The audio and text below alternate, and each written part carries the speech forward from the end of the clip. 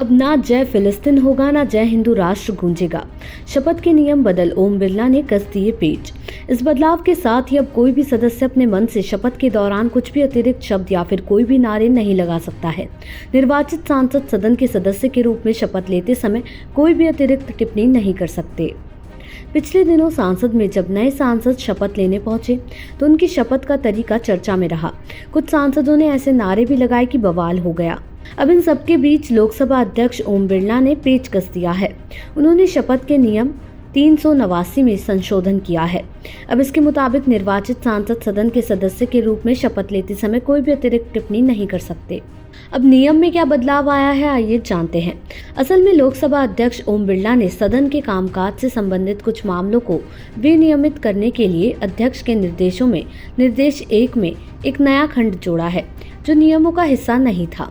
निर्देश 1 में संशोधन के अनुसार नया खंड 3 अब ये कहता है कि एक सदस्य शपथ या प्रतिज्ञान करेगा और उस पर हस्ताक्षर करेगा और शपथ के रूप में उपसर्ग या प्रत्यय के रूप में किसी भी शब्द का उपयोग या अभिव्यक्ति नहीं करेगा अथवा कोई टिप्पणी नहीं करेगा।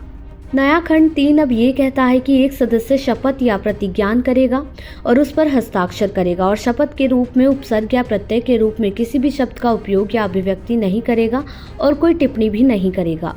रिपोर्ट्स की माने तो इस बदलाव के साथ ही अब कोई भी सदस्य अपने मन से शपथ के दौरान कुछ भी अतिरिक्त शब्द या फिर कोई भी नारे नहीं लगा सकता है।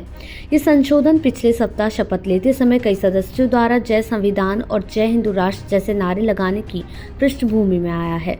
दरअसल हुआ ये था, शपथ के दौरान एक सदस्य ने जय फिलिस्तीन जबकि एक ने जय हिंदू राष्ट्र का नारा भी लगाया था, जिस पर भी कई सदस्यों ने आपत्ति जताई थी।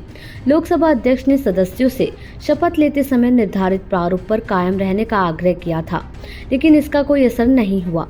संसदीय कार्य मंत्री किरेन रिजिजू ने आरोप लगाया था कि कई सदस्यों ने शपथ लेने या प्रतिज्ञान करने के महत्वपूर्ण अवसर का इस्तेमाल राजनीतिक संदेश भेजने के लिए किया।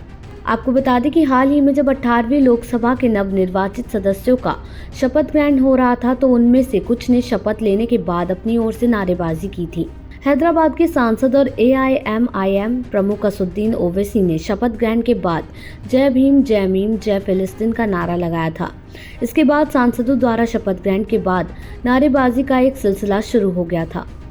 बरेली के बीजेपी सांसद छत्रपाल गंगवार ने शपथ ग्रहण के बाद जय हिंदू राष्ट्र का नारा लगाया था। गाजियाबाद के बीजेपी सांसद अतुल गर्ग ने ओवैसी के जय फिलिस्तीन के जवाब में अटल बिहारी वाजपेयी जिंदाबाद, नरेंद्र मोदी जिंदाबाद के नारे लगा दिए। इस पर विपक्षी सांसदों ने आपत्ति जताई तो उन्होंने एक कदम आगे बढ़ते हुए डॉक्टर हेडगेवार जिंदाबाद का नारा लगा दिया। बता दें कि डॉक्टर केशव बलिराम हेडगेवार राष्ट्रीय स्वयंसेवक संघ के संस्थापक थे।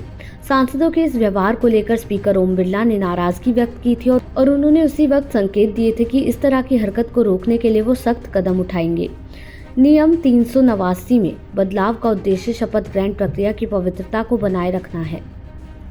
देश दुनिया की ऐसी ही तमाम खबरों के लिए देखते रहे सहारा समय का डिजिटल प्लेटफॉर्म समय डिजिटल।